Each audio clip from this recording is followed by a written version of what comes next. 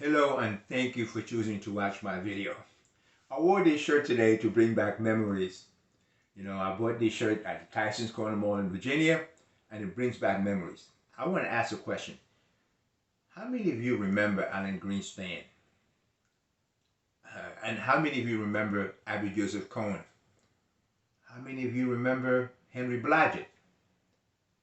I'm sure for those of you that were in the market, you will never forget irrational exuberance. I wanted to make this video more like a conversation because everywhere these days, every TV, every magazine, every newspaper, all you hear is inflation, inflation, inflation. The other day, a very popular reporter said, oh, the Federal Reserve is about to raise interest rates and it's going to affect everybody. Well, the Federal Reserve had lowest interest rate previously and it affected everybody. So I just couldn't understand what that exactly meant. Yes, we are living with high inflation, almost to the level of the 1980s. Well, we just seen just yesterday that the growth of the U.S. economy is as high as when Reagan was president. Yes, you go buy gas. By the way, statistics show that today's gas in your gas pump, in our gas pumps, was refined 7 years ago. That's just something I read. I don't know how true that is.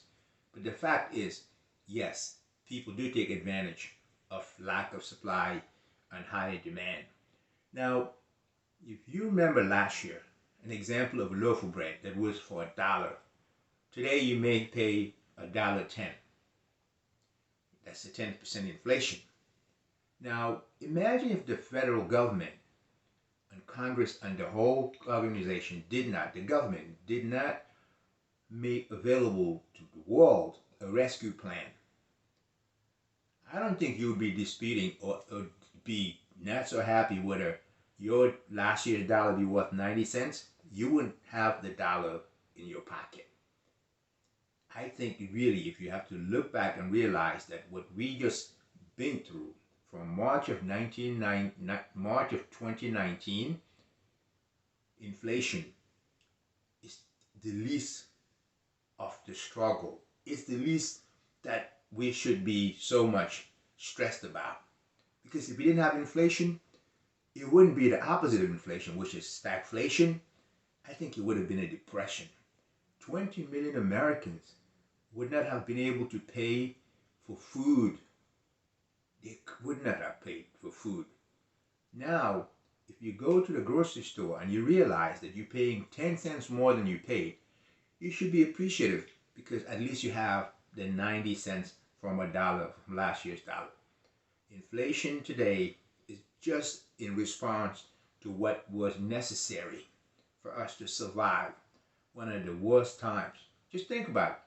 Yesterday, it showed that the U.S. economy grew as much as the Reagan era.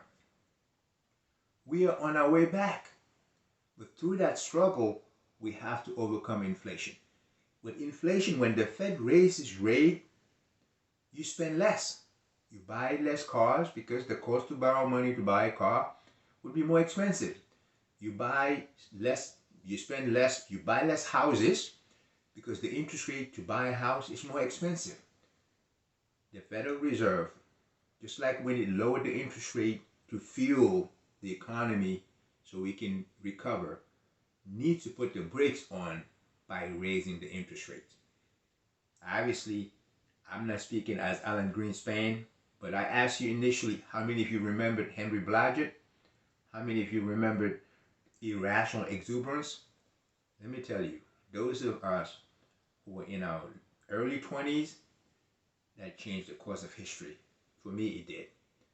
Thank you for watching. Keep in mind that inflation is necessary and it's certainly better than stagflation in my opinion, and it's certainly even better than a depression. Thank you again. Appreciate you watching. God bless you.